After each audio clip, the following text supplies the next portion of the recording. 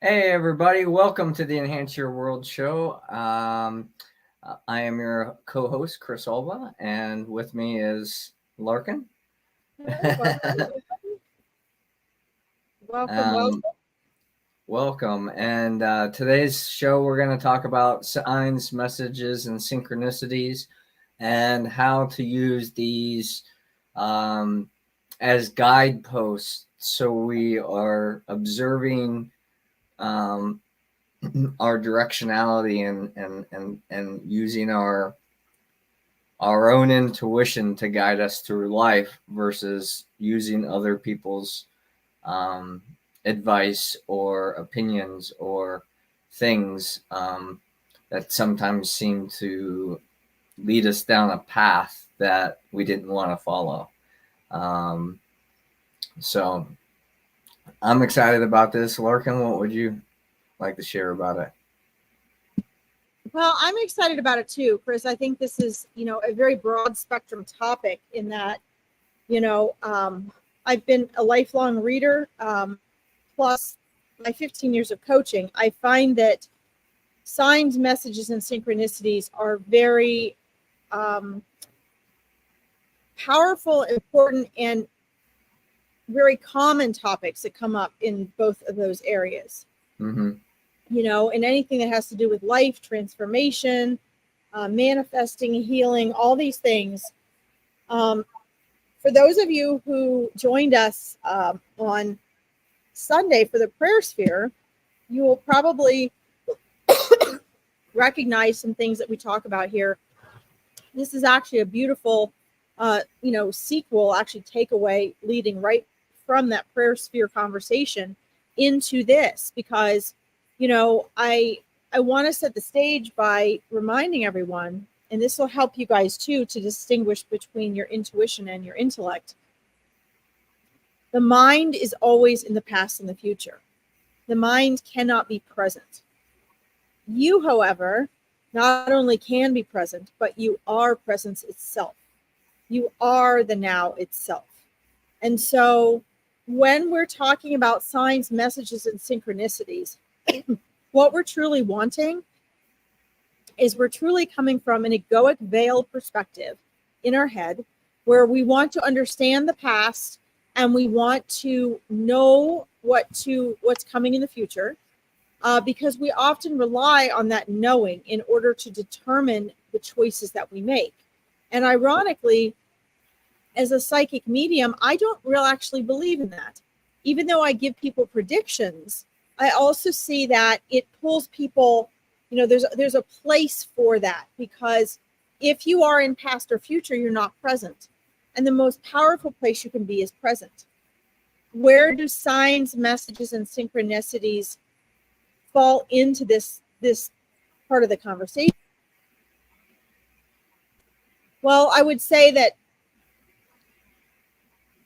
the signs, messages, and synchronicities are the things that our egoic mind, who's always in the future or the past, is wanting and needing in order to interpret what is beyond time and space, what is beyond the egoic veil. There is a way to do that. It can be very powerful, and Chris and I are going to try to talk you through some of that today, but it's very mixed up. I find that people confuse it. Teachers confuse it, readers confuse it, coaches confuse it. Shoot, I've confused it. So, I mean, we're all in that boat, and that's, Yeah, I well, think, go ahead. I think that's part of, what makes this show so powerful is because we're not coming from a place of, we're an absolute expert and authority on any of these things. We're just sharing our insights, the things that we've learned through other people's teachings as well as our own experiences, and opening the conversation up for interpretation, because as Eckhart Tolle would say, I can't tell you the truth, but you can recognize the truth in what I'm saying as it relates to where you're at. And so we're not here to poo-poo on anyone's path or any one methodology, or saying this one's better than the other or whatever. It's finding that relation within yourself, so you feel guided and a sense of momentum that naturally arises from within, rather than trying to validate the way we're thinking, feeling, believing, behaving through external circumstances. Very true. And so I want to finish this explanation because it's a conceptual thing that obviously I'm not doing a good job of it. Because even you didn't catch on to what I was trying to explain. Yeah, I missed it. So you're correct, but obviously I'm missing the boat here. So let me try to explain this a different way. And it might just be that it's new and unfamiliar to everyone. Hi, Mark Thomas, welcome. This is, when we're trying to get our cognitive mind conceptually around something that is unfamiliar to us in this life, we often miss it. So I'm going to try to explain this again, but it's really, really, really important, and it can be life-changing. Signs, messages, and synchronicities. As I was just talking about, the mind can only be in the past and the future. Your eternal consciousness is presence itself. That is where the signs, symbols, and messages that you're seeking come from, right? So our egoic mind, our cognitive mind, looks for signs, messages, and synchronicities in order to interpret and understand what is outside of time and space, what is in the now, what is in the present. Okay. And what happens is people of all walks go looking for signs, symbols, and messages. But when they get them, or they make them up, or they misunderstand them, or they misinterpret them, remember, nothing has meaning until you give it meaning. Nothing has meaning until you give it meaning, which takes us into the realm of what you believe must become your reality. And the external world will shape and morph in order to validate and verify what you believe here. So it's really important that when we're looking for signs, messages, and synchronicities, that we're aware. Thank you. I'm glad you get this. It's very hard to explain, to put this into words, because I understand it conceptually so well. But to share it with others in a way that you guys can apply it is difficult, because as Chris was saying before, it's something you have to experience. And we're trying to help you do that. It takes me years to get my clients to be able to experience this. My point is let me use a reading, for example, because I do a lot of those too. And this pops up a lot in readings, right? Not so much in coaching. It does pop up, but in readings, people are always wanting to know, what does this sign mean? What's the message? Well, normally they don't receive the full or true message because they're in the future and the past. It would be like going to Japan, if you're from the USA, not speaking any English or not speaking any Japanese, asking them a philosophical question or trying to understand a joke, and they're speaking in a totally different language. So what the signs, messages, and synchronicities are is their interpretations for us from non-physical, outside of time and space, into the physical world. Okay? Here is the rub, and this is where people get lost. When they come for a reading, or they talk to a coach, or they're trying to figure it out, they want an ultimate answer. They want what they call the truth. But the truth is, just like quantum physics can have two totally different realities. It can have same reality happening in opposite sides of the world, or two different realities happening in the same space. Just like that, the sign and symbol will be morphed according to your beliefs already and your perception. So this is why people miss signs and symbols. So how do we get to the truth of the sign and symbol? You can only understand what is at your level of consciousness, which takes us full circle to Here's your answer. And I guarantee you nobody is going to do this because it takes practice. And this is a new concept we should be taught in school, and we're not. Make your level of consciousness your number one priority, because the more in alignment and the higher the vibrational frequency of your conscious state at the time will completely determine how you interpret the signs, messages, and synchronicities. Mm-hmm. Take it for what you will. Chris? Yeah. That You're was, up. I'm on. Well, I mean, geez, how do you follow that? That's the show. Well, what happens is that's consciousness coming through, which is why I have to spit it out. If I had to say it as a human being alone, I wouldn't be able to do it. Right. And that is the connection. Thank you, All's Twins. That is the connection, guys, that Chris was talking about. We want you to have for yourself, because then you can say something like that, like Mark going, absolutely, like he's getting it, right? This is something that we can share with people who have that same experience or awareness without hardly saying a word. Right. It's one of those things where maybe a month or a year or a decade down the road, one of you is going to be listening to this, or you've taken notes and you're going to be like, oh my God, I get what she was saying now. Right. One of those things. It's happened to me a zillion times. Right. Yep. And I mean, and it is like, it's interesting as you're going through the process, right? And you're feeling good about the changes you're making in your life, how you're showing up, how everything's flowing. There's good momentum. You're feeling happy, and all those things. And then you see, master numbers, or you see this, or you see that, and you just kind of smile, like, oh, thanks. Thanks for the confirmation that everything is,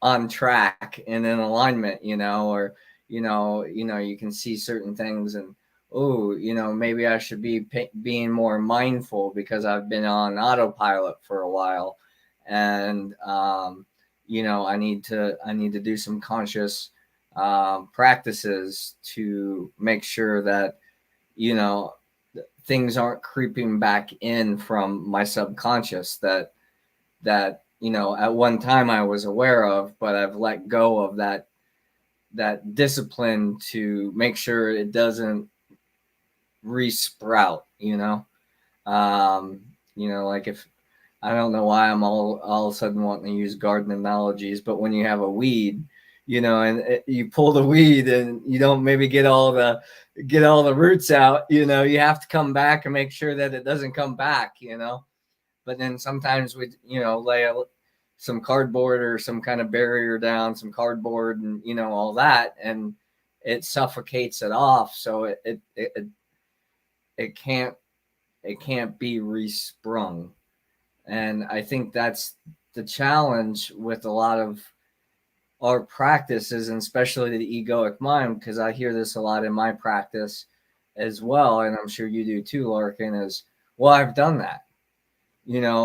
I've cut the cords. I've done this, I've done that, and I'm still, it keeps coming back, and it's like, well, yeah, it's just residual energy. You have to go into the resistance of it. The more we can go into the resistance of it, the more that it just naturally just kind of dissipates for itself. And I think that is a raising of your consciousness or your awareness, and being creative and saying, okay, here's a challenge. How do we overcome it? As an individual, I have my own work to do. Collectively, we have our collective work to do. And how can we do that in an efficient and effective way?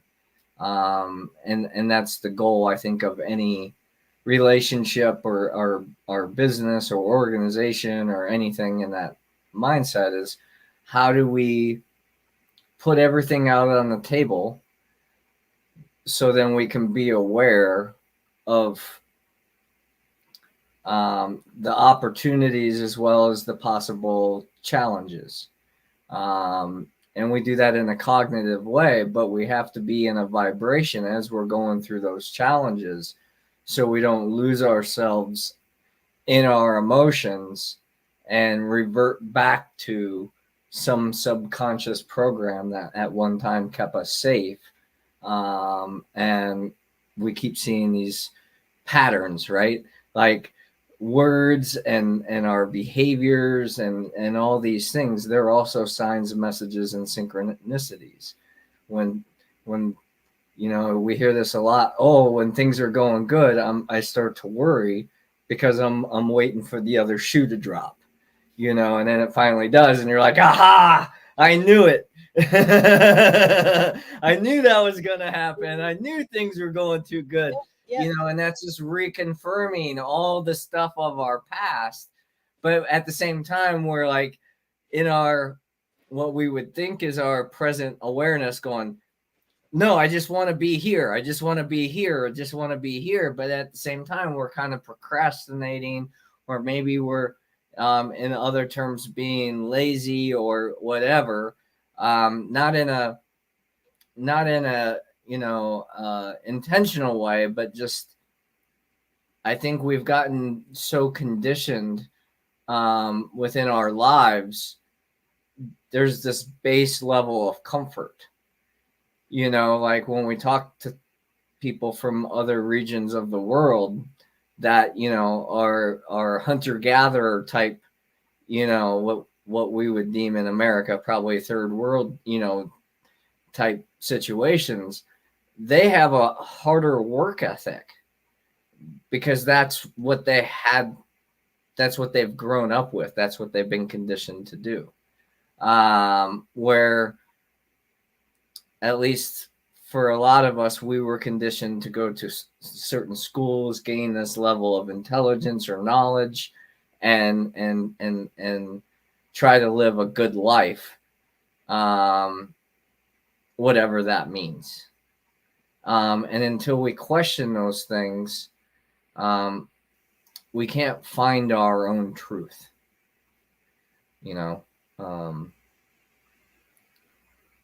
So many of the people that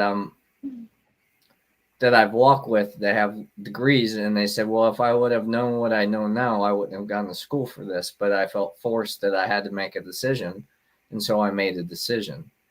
And finding these things, these challenges in our lives that makes us feel like we're not living up to our truest self or our truest potential is a sign that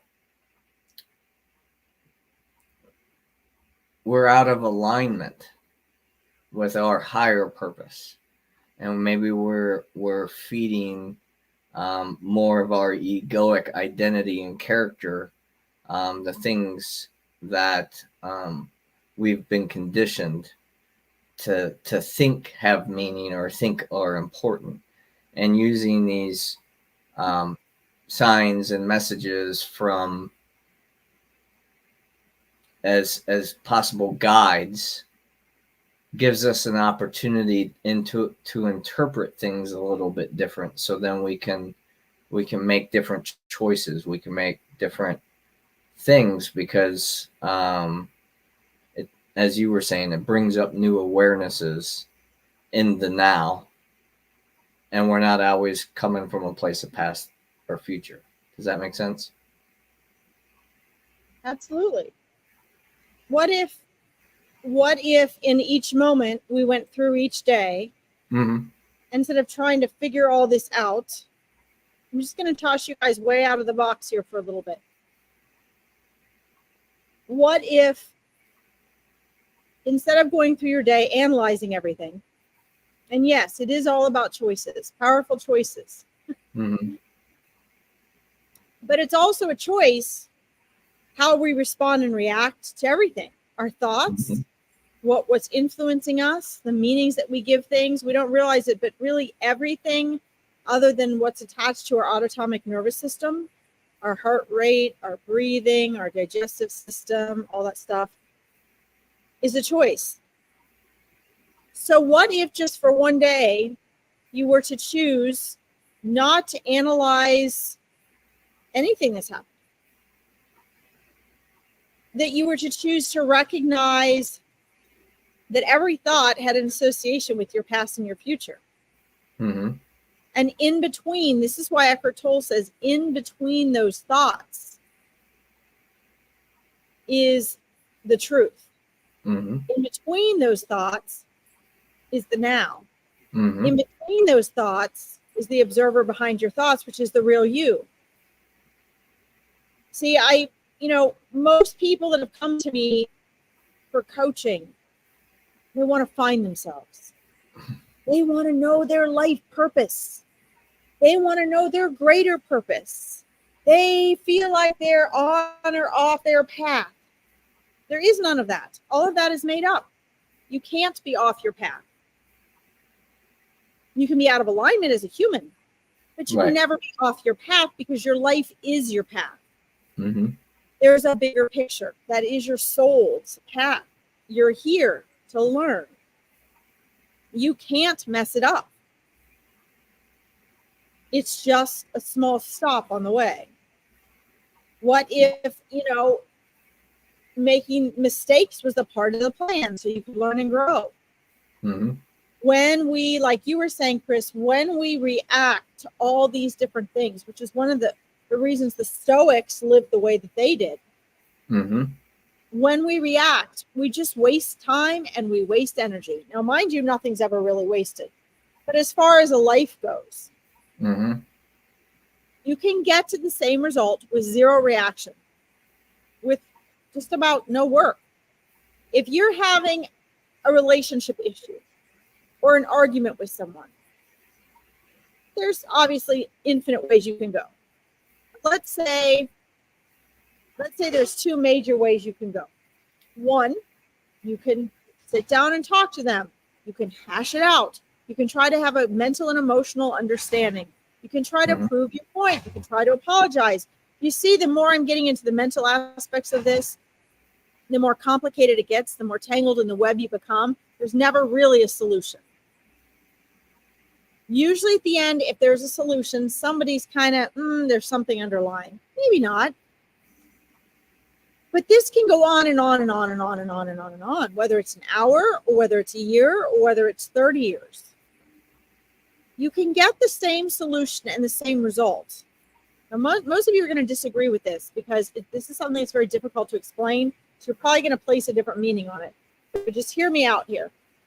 When we are non-reactive and we get present with the situation, even if we were to smile and do nothing. Hi, Donna Ray, welcome. We would still get the outcome worked out and resolved, but with less time and less effort. I'm not saying if you have a mischarge on your credit card, don't go take care of that. But when there's extraneous thought and drama, when you're using your thought beyond what you need it for as a tool, let's say you're job hunting and you're afraid to make a mistake. So you go 5 years because you haven't found the perfect job. Because you don't want to have to switch jobs a few times. And so for 5 years, you go doing random work because you don't want to take a chance on any of these jobs. What about if instead of overanalyzing it, you just tried something out? Right? My point is that the signs, messages, and symbols that can come in two directions. They come and you perceive them according to what you already believe. So that will change as your level of consciousness changes. And the other thing is what you need it to be for at that time. So that's why oftentimes we think we had a sign, message, or a synchronicity. Synchronicities are a little different with that. Those you can kind of already go, oh, aha, because it's already happened. Right. But when we have these things, we can say, oh my gosh, like my car broke down on the way from the interview. I see people read this stuff into this all the time. I've had this with clients where we've had to reschedule 3 times and they're like, I don't know, we've had to reschedule. I think it's a sign. And I think to myself, yeah, it's a sign. I don't want to work with you. I mean, what are you going to do? You know, if you're crossing the river, you're a cave person crossing the river, and the whole tribe crosses, and you're afraid to cross because you don't want to get washed away, so you get left alone and eaten by the other tribe that's on the other side of the river. Well, okay, so let's say you say, "Oh my God, like, you know, it's a sign that everybody crossed and I didn't. Something good's waiting for me on this side," and then you get eaten. Or everybody could go to the other side and find that there's a predator waiting on the other side, and then you're like, "Oh, see." So we just have to be careful before we go out trying to read signs and messages. We need to be careful that we are, as Chris was talking about, you know, in tune with yourself. And when you guys always hear me talk about remember who you are, you don't have to seek that. You don't have to look for that. You don't have to search for that. You don't have to go through all this hard work and spend thousands of dollars to remember who you are. You have to do the opposite.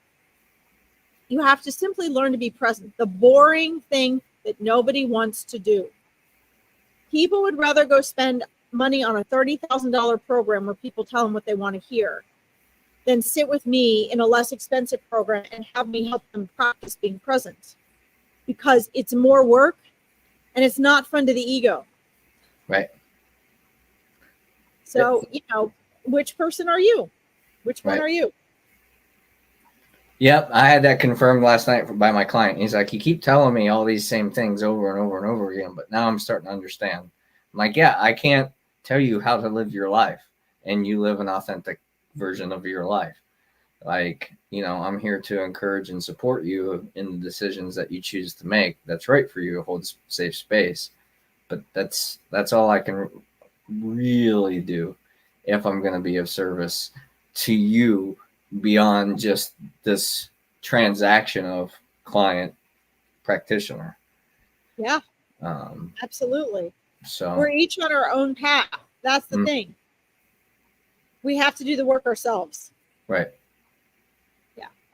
Yep. And maybe we can create some new awarenesses for the individual to ponder on, you know, but at the same time, it has to be cultivated from within. And so it's still mindset. It's still mindset stuff. It's still at the level of mind when you're having a conversation. So,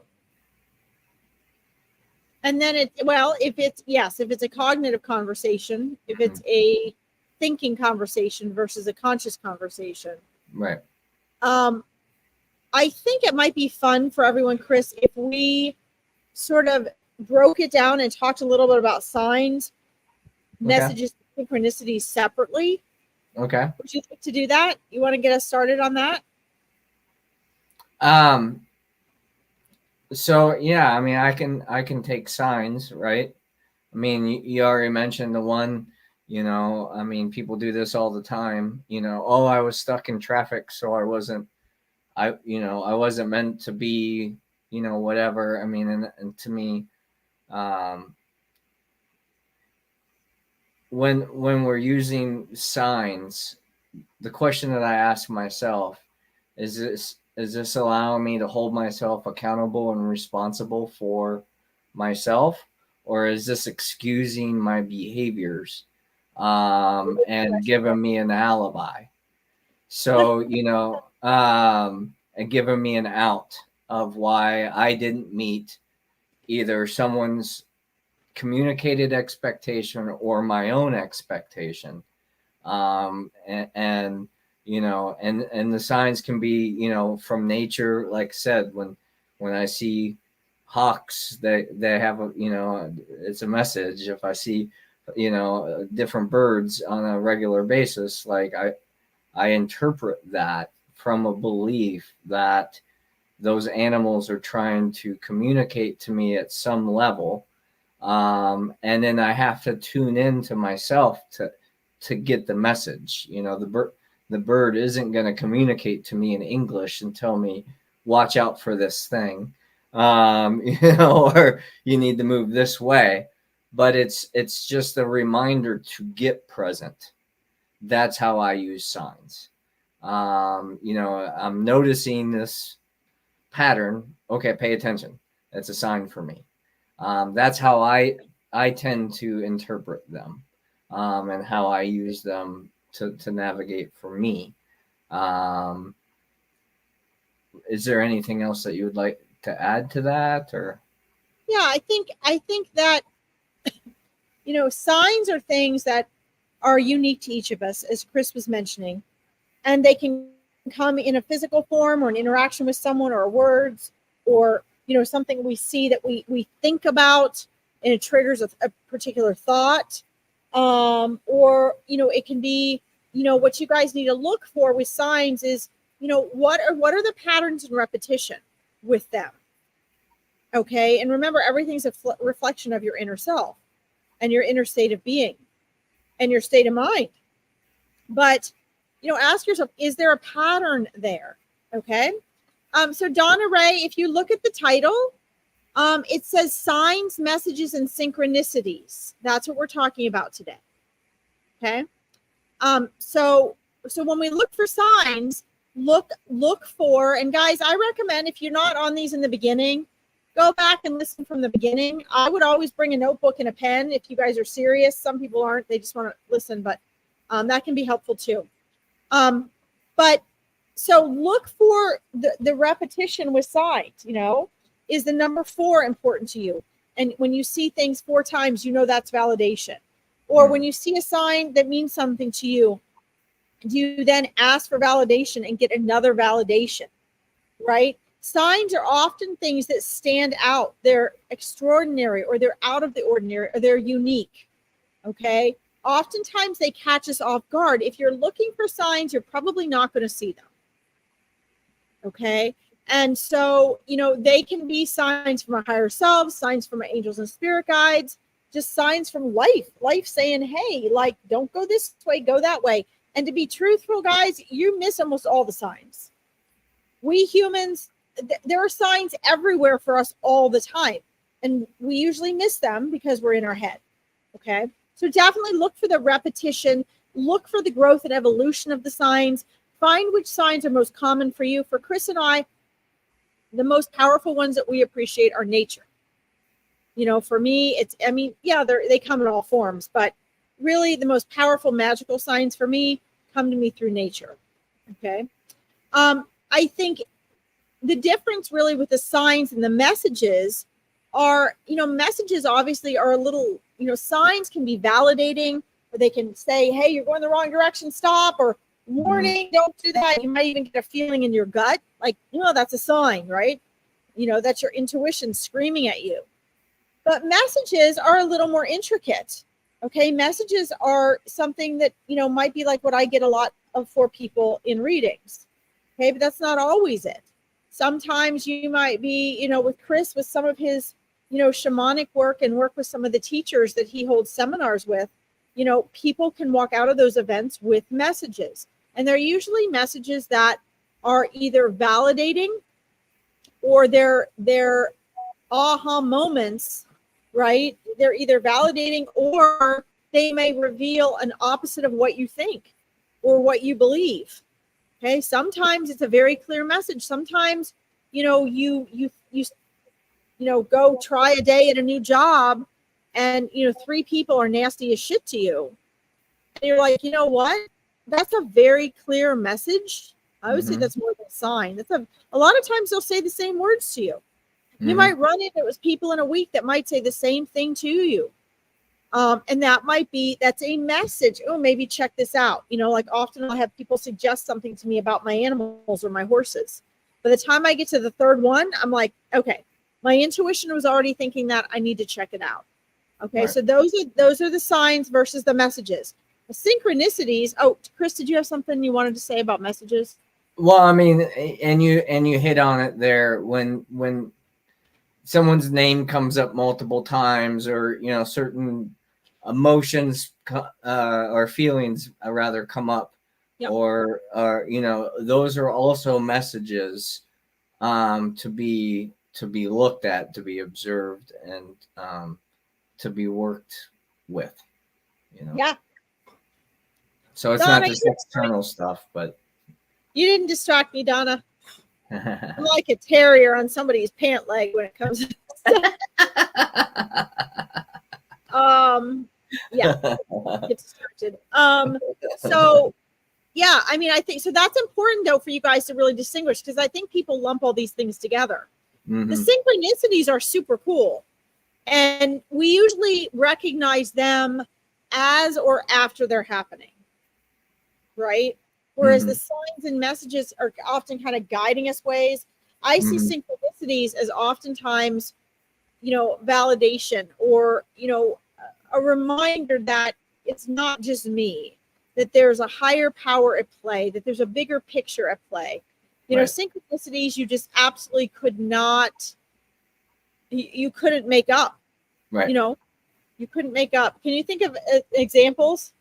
Oh, I mean, tons. I mean, being, I can think throughout my professional career, when I knew I was in alignment, I would just show up places, and all of a sudden I would meet the people that I needed to meet to get to move to the next, level, or to the next thing, or to be included in an event, or, meet a new talent, or, same thing with the spiritual thing, or the spiritual walk, right? You go to a certain ceremony and you meet somebody, and then all of a sudden, like, it snowballs all this stuff. I mean, that's, to me, synchronicities, as well as master numbers, or, seeing things that remind you of certain things, so you can keep it in your awareness, because you're processing it and you're working through it.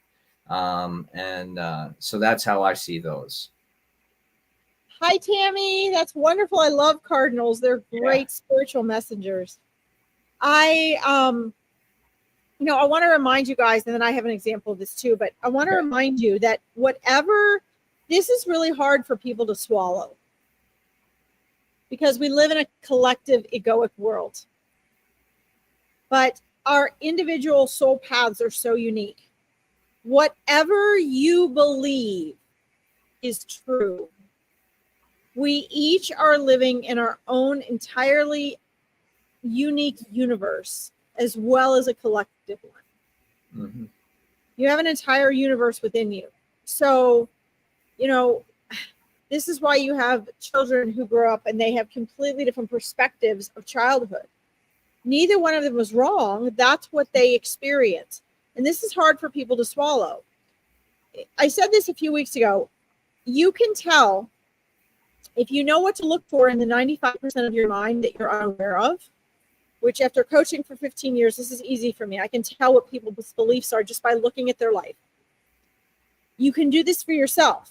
You can look at the state of your life and the things in your life that you're wanting to change, or that you like, or whatever. And that will tell you exactly what your subconscious belief system is. So even if your conscious mind says to you, wow, I'm confident, I like myself, I believe in myself, I'm a risk taker. If your subconscious mind is programmed that's not you, and you can't really trust yourself, then your life is actually going to be demonstrating and revealing to you the opposite of what your conscious mind is telling me. Okay, so it's very important to understand that you are already an enlightened being. You are already a conscious soul, but you are here in this world for an unconscious experience to wake back up conscious while you're here. Most people won't do that while they're here, and that's okay. But understand that whatever you believe becomes your reality. This doesn't mean, oh, I believe I'm Superman, now I can go to the top of the Empire State Building and I can just jump off and I'll survive. But it does mean that as you start to become aware of what you believe, you'll see your life shift. And the signs, messages, and synchronicities, you guys can keep an eye on those, and you can see how they transform and evolve and you can sort of see how you're evolving. And I want to say this. We are taught that we have to find who we are. We have to seek who we are. We got to figure things out. We got to go through this process. We've got to heal. We've got to discover who we are and what we really want. And I'm sorry to everyone, but all of it's bullshit. That is true if you're living only in the world of the ego. Mm-hmm. So you have two choices. You can pursue understanding. Well, I don't want to say understanding because that's a cognitive thing. Remembering who you are and what it means to be conscious. That means to identify again with the observer behind your thoughts. And all that goes away. It all goes away. All the problems, they are no longer what they were to you. They're just something you observe. Most people aren't going to take that route. Or you can continue working hard and struggling to fight through these things, to escape the uncomfortable feelings, to escape the fear, to work hard to make yourself better, to try to fix things, to realize what's wrong with you, to learn how to manifest, to go through a lifelong effort for healing just so you can get to where you want to be. I'm just throwing this out there. I don't expect you guys to take number one. I want to share this because I want you guys to understand you have choices you are not aware of. And with all the buzz and hum in the world from teachers and coaches and therapists and you name it, if you want to get away from the brainwashing, you have to go conscious.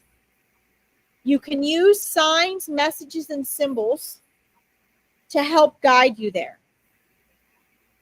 But until you learn to trust yourself, listen to your own intuition so that you can filter the advice and everything that everyone else is giving you through that and not misunderstand it for your ego, not misinterpret it for your egoic mind that will lead you astray.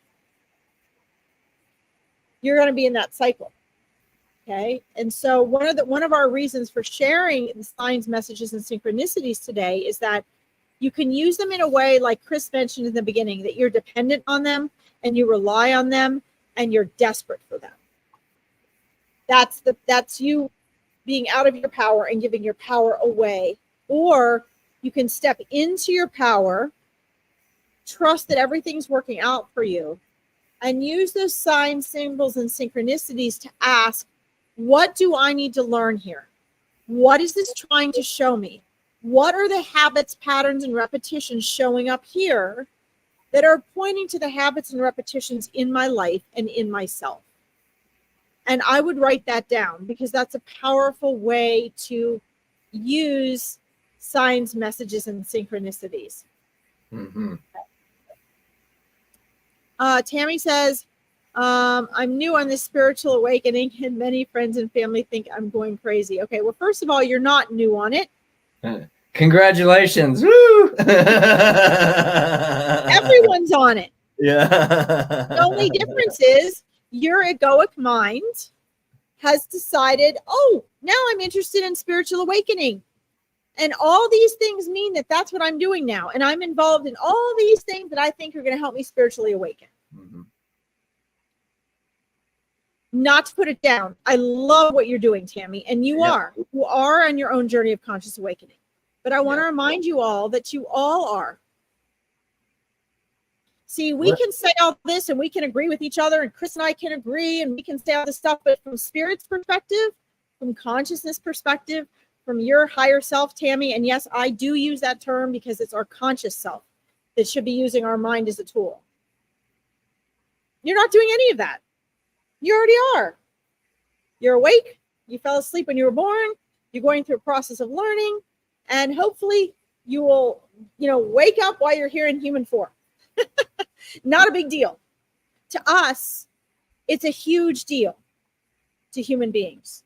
And I always find it funny because people come to me all the time. They're like, when I started my spiritual path, No. It's your conscious path. I know people that say they're on a spiritual path and there's nothing spiritual about them.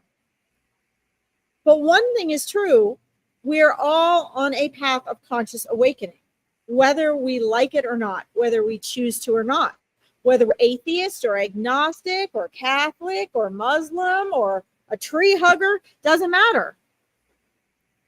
We all are, because you're already an enlightened being.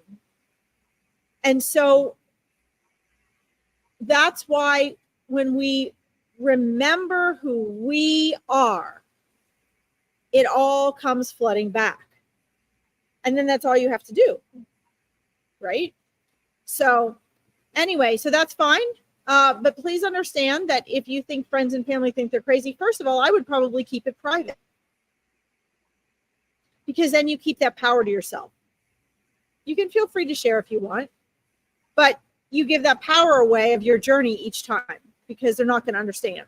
Okay? The other thing is that one of the reasons you think they think you're crazy is because it makes them uncomfortable.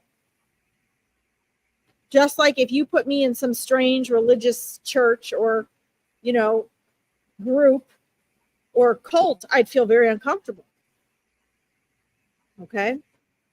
And part of that is because as you're stepping out of the norms, Tammy, whenever someone steps out of the social circle, the group that they're in, it makes everyone inside the group uncomfortable, because the underlying message is, well, if they're doing it, then you can do it too. And why aren't you? Mm-hmm. And so the first thing they'll try to do is put you down and suck you back in, because it frightens them when anyone steps out of the norm. One or two of them might eventually decide to follow in that. Eventually, you normally end up letting those people in your life fall away or separate from you a little bit, because you have to choose to, as you're growing, you're no longer a match for them. Okay? You need to be more careful with your wording. Hold on, Greg, we'll get to you. Nailed it. Good. You could be more careful with your wording. Yes. I'm not quite exactly sure of your circumstances, or you don't even have to share. You can wait and let them notice as you feel more free and you're at peace and you're handling things without reacting. You're going to find that people say, well, like people say to me all the time, well, doesn't that bother you? And I'm like, why would it bother me? And they're like, I wish I could be that free. I wish I could, And so then that helps them, because you've then held a space. And people are much more interested when they're curious and they see you benefiting from something and they want to know what that is, than when you're sharing something they don't understand, right? So when people ask and inquire, they're always going to benefit more and probably give you a kinder, better, more valuable interaction than when you're telling.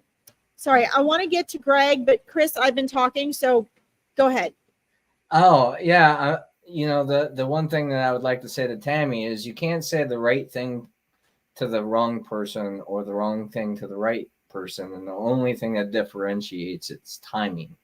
And as Larkin said, as we're moving through this process of conscious awakening, where we're coming more into our homeostasis of our true self, which is beyond identification, because I can say I am peaceful, I am loving, I am this, I am that.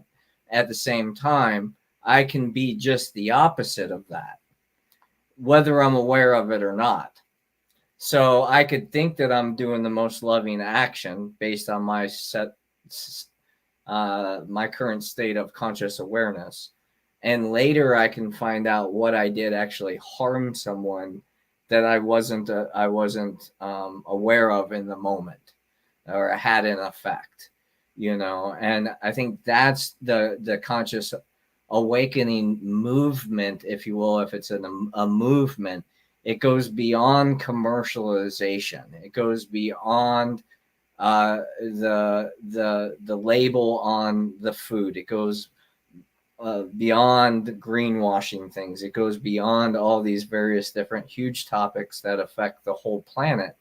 But at the same time, our humanity and society is foundationally built on these structures. So when we consciously awaken, we find how to participate in these certain systems that vibrate within our heart and head space in a more harmonious way, such as, reducing consumerism to reduce the amount of waste that is out on the planet. Those types of big BHAG type goals of how do we eliminate pollution from our environment. There's so many different ways, but you have to find what works for you, and the same for everybody else. And so when we find a way and we get really passionate about it and we want to share it because we're so excited because it's making us feel so awesome, that level of excitement and enthusiasm a lot of people aren't used to. I could remember in my early beginnings in direct sales, I'd get so excited about the products or the opportunity or something, and I'd go to all my friends and family, and then I couldn't get any of them to actually show up and get the answers so they could make an informed decision, because I didn't have that information at the time to share that to them in a good way in the very beginning. But later on, like in my energy healing, it took 5+ years before my mom would even get a session with me, even though I was having success for myself and other people. She wasn't ready. And once she was ready, then it was an easy transition. And so that's what we're looking for, is finding that permission of when to sit with somebody, because that's at the level of where they're at, or when it's time for us to move on with our journey. And if they choose to move with us, great. If they choose not to, well, then that was what was meant to be. Beyond our personal wants or desires, in many of the facets. I want to get to Greg's comment, but Sure. that made me think of something too, Chris. As you're talking, it is very challenging. The longer that I coach and I do readings, the more determined I am to get down to the core of things without all of the marketed crap. Right. Because in my opinion, and I've been in this journey a long time, guys, like a long time before I started coaching, I was studying with all these people and learning all this stuff. And what I found is there are these threads of truth out there, but social media and marketing is so flooded with people trying to make money off of these things they don't even know anything about. And you could easily say, well, Larkin, who the hell are you? You don't have a #1 selling book. You don't have this and that out. Okay, well, fine. My point is that, there are people like Dr. Wayne Dyer, Eckhart Tolle, that are very authentic about this, and we're really trying to teach this and really, earn their money, and were able to make a living doing this, not even because that's what they were trying to do. But it is very, very, very important that you do not get distracted. And I mean, everything is a distraction.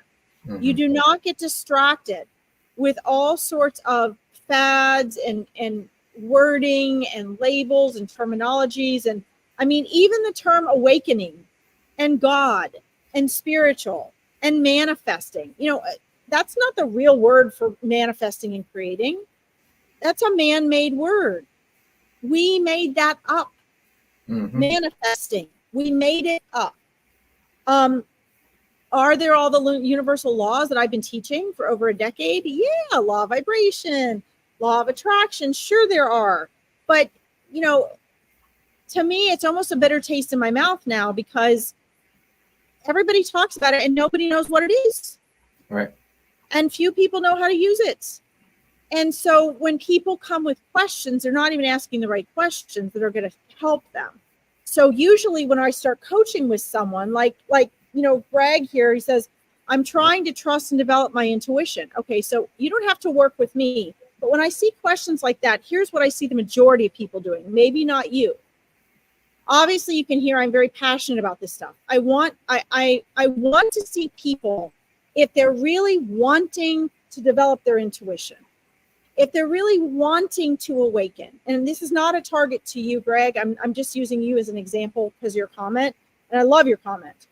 But I can be kind of hard about this sometimes because it doesn't get people's attention if I'm like all sweetsy about it. No, you can this and that. The bottom line is I don't see people backing up what they say they want. It doesn't matter if it's a free workshop that I have. It doesn't matter if I had a low-cost group that people could come in and pick my brain for 1 to 2 hours a week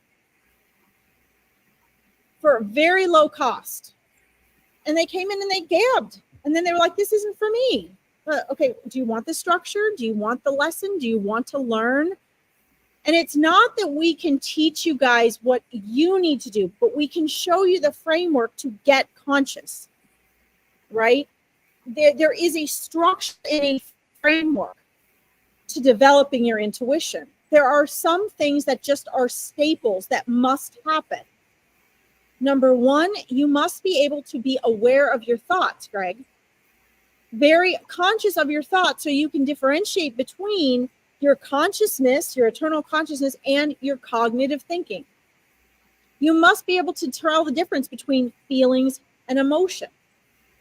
You must be able to spend time in nature and away from social media, away from things that brainwash, away from influencers. Okay? And you're trying to develop an idea that's never been presented, and most people think it's crazy. Okay, so don't share the idea. Save the energy and put the energy into the idea, and don't allow other people and how you're affected by other people's opinions of what you're doing to take that energy away. This is how all the greatest inventors in the world came up with their ideas. But I'm just saying this, guys, because like Chris and I, we're creating online programs. I have coaching and online coaching programs. And what I find is everybody gets on for the free stuff, which is fine. But nobody, and not nobody, I have amazing clients. The majority of people, I see them week after week after week after week, and they ask little questions and they want results, but they don't really want results. Because if they really wanted results, maybe some of you do, but my point is that you really have to put your choices and your action. Consistency and repetition is what made your life what it is now. It's what created you as who you are now. So if there is something you are desiring or something that you want, there are major shifts that need to be made in your mindset, in your level of consciousness, in your frequency, in your habits, in the people you surround yourself with, in your choices of thoughts, feelings, actions, all of it. And that is not something that happens overnight, which is the part where I do believe in coaching, because a good coach will hold the space for you and will guide you on your journey. And when you leave this live today and you go back out into the world with all those people that think you're crazy, what happens? Your energy, your focus, your thoughts, your emotions get sucked back in, if nothing else, to focusing on the fact of how they just reacted to you. And so it is very important to have a like-minded group of people and or a mentor. It does not have to be me. I'm not trying to sell us. This is something that drives me crazy. And you can get on here and share all these things. It's totally fine. But I'm very blatant about this. And I say it in a very abrupt and serious and authoritative way, because I've done this a long time. And most importantly, here's why. I know how much time, how much work, how much dedication it took me to make the transformations and the awakenings that I had. And I had teachers along the way, but pretty much I did it on my own, which really I don't recommend. Most people need that support. I am the most, I'm not trying to make myself out to be better than anybody else. I'm just saying I'm so tenacious. I'm borderline obsessed. I was obsessed with understanding why I did what I did, how I made my choices, why I made the choices I was. Then I found out about mindset and reprogramming. When I say I was obsessed about it, I mean I ate it, I slept it, I shit it out. That's all I did for over a decade. If I was at work, I cleaned houses for 10 years. I would put on my little reprogramming tapes. I would listen to Eckhart Tolle. I read Eckhart Tolle for 25 years now, nonstop. Once in a while, I'd go to a movie or something with a friend, but for the most part, I would meditate by going out and picking up dog shit in my yard. Why? Because it got me in the now. That is how obsessed I was.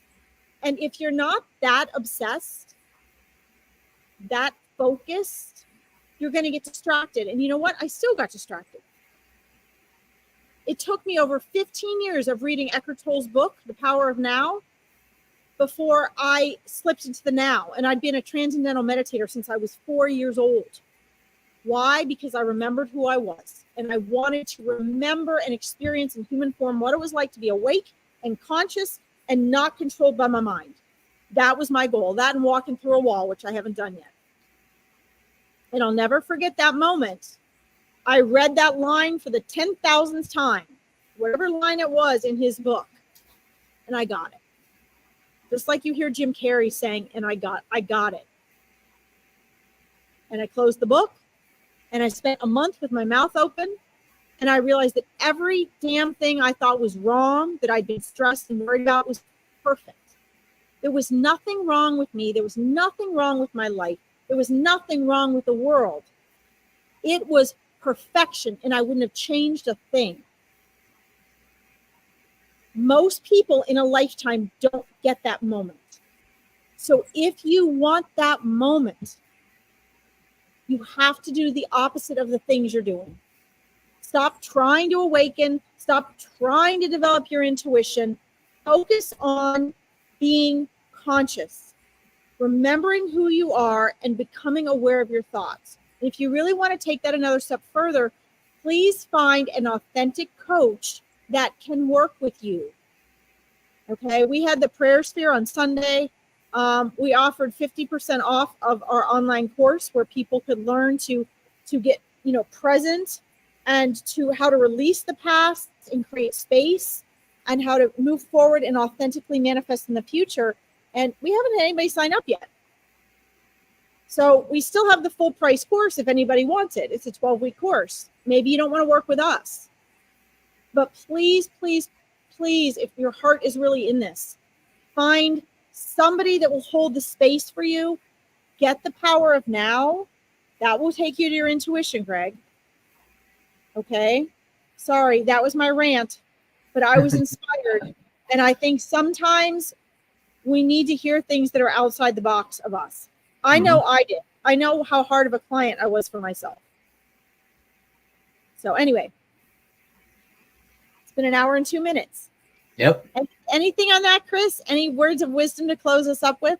I mean, yeah, exactly that. I mean, to use, this opportunity, whatever resonated with you as a sign that, for you to feel empowered means you have to step into your power.